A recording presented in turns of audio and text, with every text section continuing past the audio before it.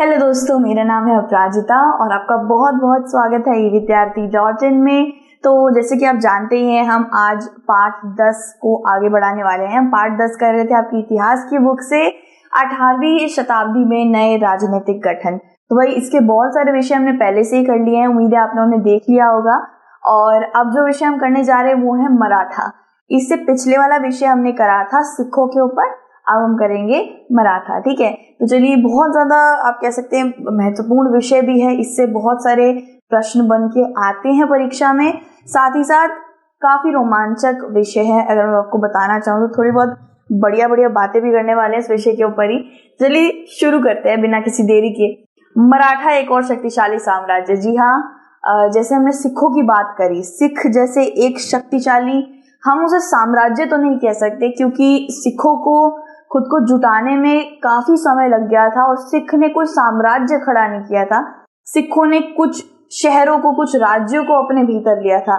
लेकिन साम्राज्य शब्द हम तभी इस्तेमाल कर सकते हैं जब हमारे पास बहुत सारे राज्य, बहुत सारे इलाके हमारे भीतर पड़ते हों। ठीक है, तो इनमें से एक आता है मराठा। अगर साम्राज्य की बात करें, जैसे मुगल साम्राज्य है, जैसे मराठा साम्राज्य भी पूरे भारत में फैला हुआ था। अगर मैं बताऊं तो इसका देख लीजिए, 1627 से लेकर 1680 तक इसका साम्राज्य की शुरुआत हो चुकी थी। ठीक है, तो मुगल का विरोध किया था इन्होंने, काफी ज्यादा मुगलों से विरोध किया था, कभी मुगलों से हाथ नहीं मिलाया था। और शिवाजी की, सबसे पहले अगर मराठा साम्राज्य की हम बात करते हैं तो सबसे पहले नाम उठता है शिवाजी महाराज का, छत्रपति शिवाजी महाराज का। तो इसमें भी यही है कि शिवाजी महाराज का भी कुछ इस तक ही इनका सदी रहा है, 1627 से लेकर 1680 तक। तो इस वक्त पे इनकी जो सबसे ज्यादा जिसने सहायता करी है वो है देशमुख परिवार। वहां पे एक एक परिवारों का नाम रहता था, भोसले, देशमुख, ठीक है, गायकवाड़। तो देशमुख परिवार ने इनकी बहुत सहायता करी है हर किसी शत्रु से लड़ने के लिए। योद्धा परिवार था ये, योद्धा जिस परिवार से निकलते हैं उसको देशमुख परिवार बोला जाता है भाई। इसके समर्थन से एक स्थिर राज्य बनाया गया था। तो देशमुख परिवार ने मराठा साम्राज्य को स्थिर एक जगह देने में बहुत ज्यादा मदद करी थी। ठीक है, उच्च पद समूह, किसान, पशुचारक, इन्हें कुणबी बोला जाता है। देखिए, ये जो मराठा साम्राज्य है, मराठा कभी भी, ये आप छत्रपति शिवाजी का ही नाम ले लीजिए, ये कभी भी किसी में भेदभाव नहीं करते थे। अगर इनको अपनी सेना में लोग चाहिए होते थे तो ऐसा नहीं है कि इन्हें बहुत बड़े अधिपति चाहिए, बहुत बड़े बड़े लोग चाहिए, योद्धा चाहिए, ऐसा नहीं। जो भी शामिल होना चाहता है, जिसको मन है कि भाई मराठा परचम लहराए पूरे भारत पर, भारत माता मराठाओं के पास ही रहे, वो लड़ाई में, युद्ध में, हर जगह सैन्य में शामिल हो सकता है, इनका ये मानना रहता था। तो कुछ कह सकते हैं आप, कुछ साधारण लोगों को भी सेना में ले लिया जाता था। कौन से साधारण लोग थे भाई? इनको एक नाम दे दिया जाता था, कुणबी, यानी कि ऐसा समूह जिसके अंदर किसान हो और पशुचारक हो। पशुचारक आप जानते हैं, चरवाहा को पशुचारक कहते हैं। और ये जो पशुचारक हो गए, किसान हो गए, ये जो एक समूह है ना, इसी को कुणबी बोल दिया जाता है। ठीक है, तो आपको पता चल गया कि कौन कौन भाई सेना में शामिल रहता था। सिर्फ और सिर्फ योद्धा ही नहीं, साधारण मनुष्य भी सेना में शामिल हो सकते थे। ने मराठा सेना को रीढ़ प्रदान करी थी। ये सिर्फ सेना में शामिल होने वाले कुछ योद्धा ही नहीं थे, इन्होंने मराठा साम्राज्य को रीढ़, यानी रीढ़ की हड्डी होती है ना हमारी, जिसको अंग्रेजी में बैकबोन कहते हैं, एकदम जड़ प्रदान करी थी इसमें। ठीक है, शिवाजी ने प्रायद्वीप में मुगलों को चुनौती दी थी। प्रायद्वीप आप जानते ही हैं, हमारा जो, अगर आप भारत का नक्शा देखेंगे तो नीचे दक्षिणी क्षेत्र पड़ जाता है दोस्तों। तो दक्षिणी क्षेत्र ही हमारा ऐसा क्षेत्र है जो पूरा का पूरा पानी से घिरा हुआ है।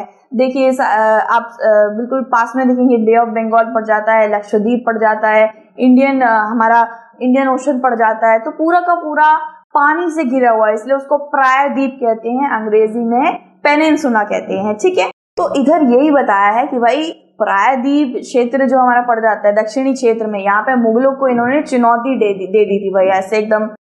1737 में दिल्ली पर हमला करने के बाद मराठा अपना वर्चस्व उत्तर में राजस्थान और पंजाब में, पूर्व में बंगाल और उड़ीसा और कर्नाटका में, तमिल और तेलुगु देश दक्षिण में तेजी से फैल रहे थे।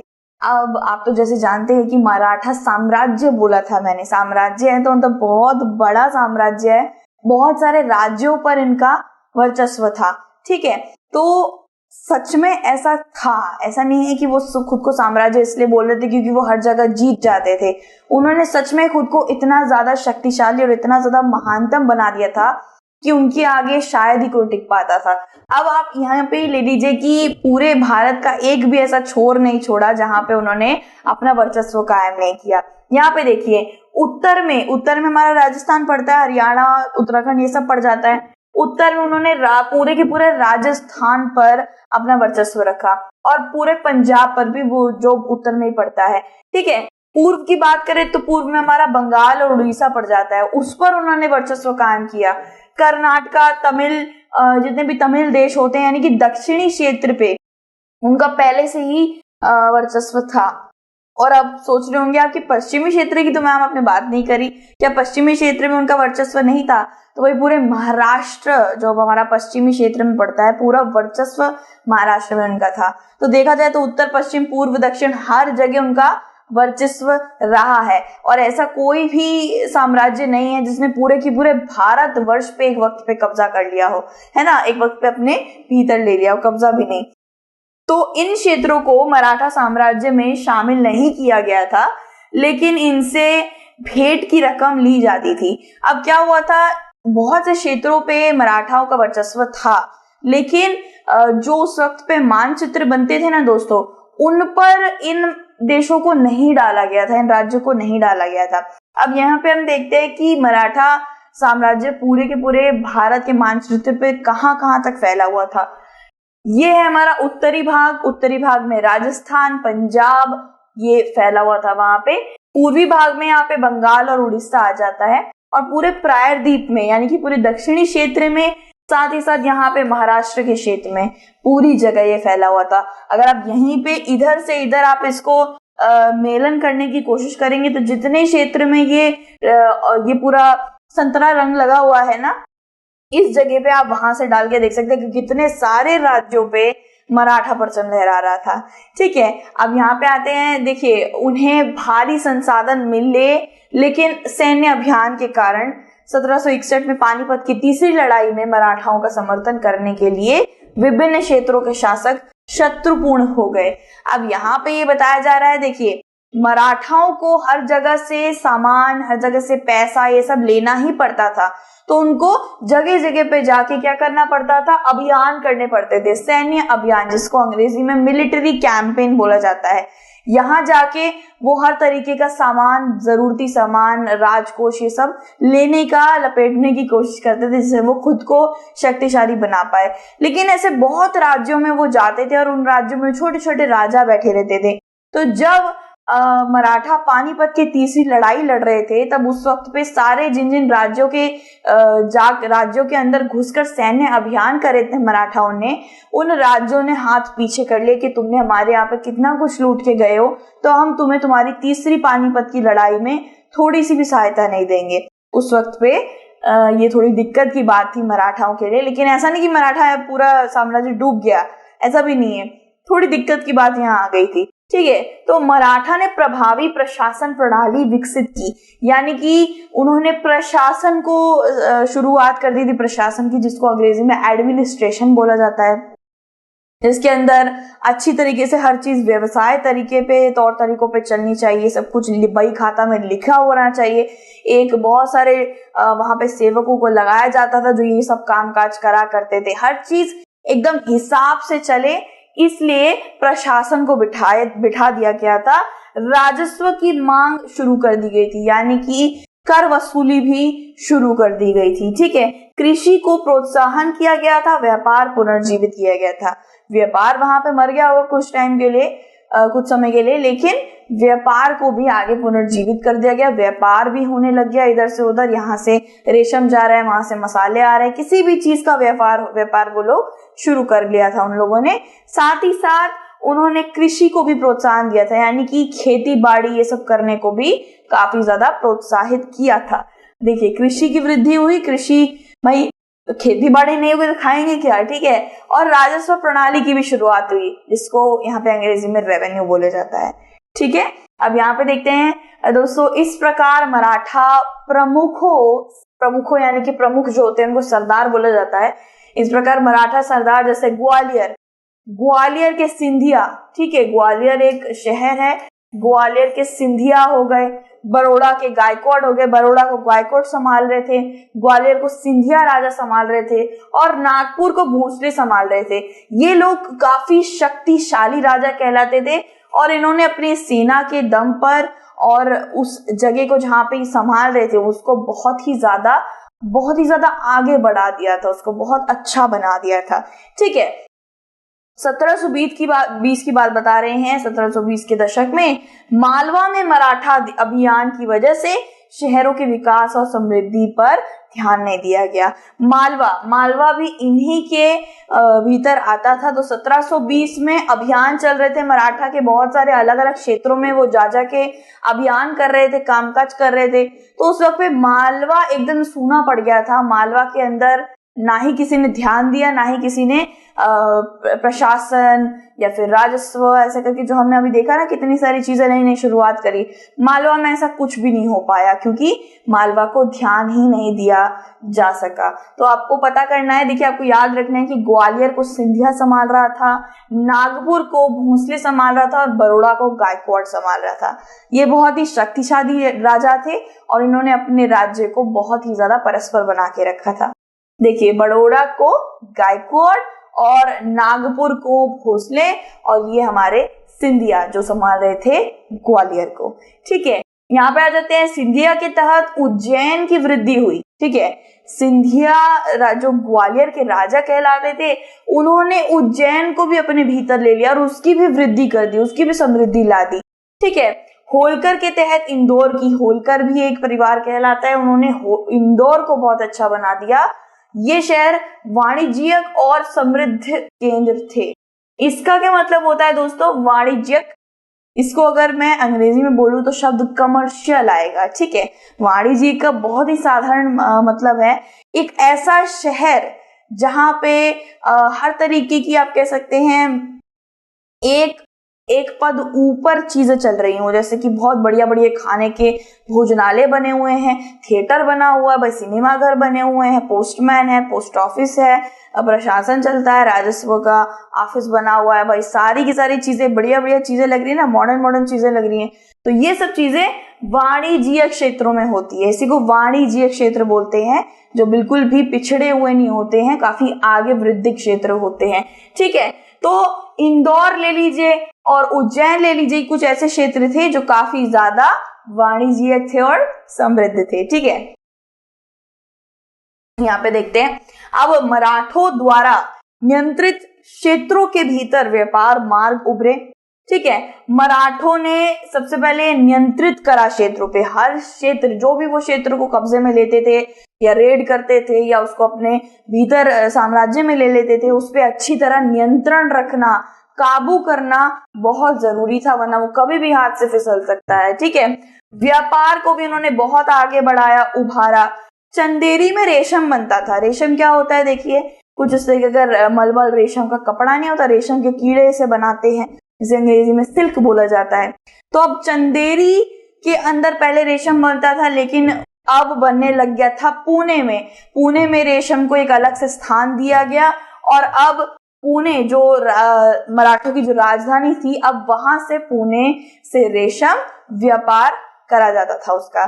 ठीक है, अब इसके बाद जो विषय आएगा वो ये है जाट वाला। ये हम पिछले वीडियो में, मतलब अगली वीडियो में कर लेंगे, लेकिन अभी तक मैंने आपको साधारण सी सारी चीजें समझा दी हैं, जो इतनी ज्यादा, मतलब आप कह सकते हैं मायने रखती हैं, लेकिन आप कह सकते हैं कि इतना ज्यादा परीक्षा में शायद ही आए। ठीक है, तो भाई यहाँ तक देखिए, मुगल सेना मुठभेड़ किया। ठीक है, तो हमने ये वाला कर लिया था पूरा का पूरा। ठीक है, अब हम ये वाला जो सबसे ज्यादा महत्वपूर्ण माना जाता है, मैं इसको आपको एक बार करवाऊंगी और इसके बाद थोड़ा बहुत संभाजी के बारे में बताऊंगी और उसके बाद ये वाली स्लाइड हम करेंगे। ये मैंने बाद के लिए छोड़ दिया था दोस्तों, क्योंकि ये आपको अच्छी तरीके से समझाना मेरे लिए बहुत ज्यादा जरूरी था। तो भाई ये अच्छे से हम लोग आपको समझा देते हैं। शिवाजी की मृत्यु के बाद मराठा राज्य में प्रभावी शक्ति चित्पवन ब्राह्मणा के एक परिवार द्वारा संचालित की गई थी। चित्पवन ब्राह्मणा, चित्पवन ब्राह्मण एक तरीके के ब्राह्मण होते हैं, जैसे सांडल्य गोत्र है और गौर ब्राह्मण होते हैं। मैं खुद सांडल्य गोत्र ब्राह्मण हूँ, तो ये सारे अलग अलग तरीके के ब्राह्मण होते हैं, बहुत ऊंची जाति के। तो चित्पवन ब्राह्मण की बात करें तो ये आप बहुत अच्छे से समझ पाएंगे अगर मैं बाजीराव मस्तानी मूवी की बात करूं तो बाजीराव जो था, छत्रपति तो नहीं, बाजीराव, ठीक है। तो बाजीराव ने कुल आप कह सकते हैं 42 युद्धों में उसने लड़ाई करी थी, आज तक कभी नहीं हारा था। वो बहुत ही ज्यादा पराक्रमी योद्धा कहलाता था। मराठा साम्राज्य को सिर्फ छत्रपति शिवाजी ने ही नहीं, ऐसे बहुत से पराक्रमी योद्धाओं ने आगे बढ़ाया, इसलिए मराठा साम्राज्य इतना ज्यादा शक्तिशाली बन गया था। तो बाजीराव की बात करी जाए तो वो खुद चित्पवन ब्राह्मण परिवार से आते थे। तो थोड़ा बहुत कर पाए आप लोग, सम्मेलन कर पाए, समझ आया थोड़ा, ठीक है।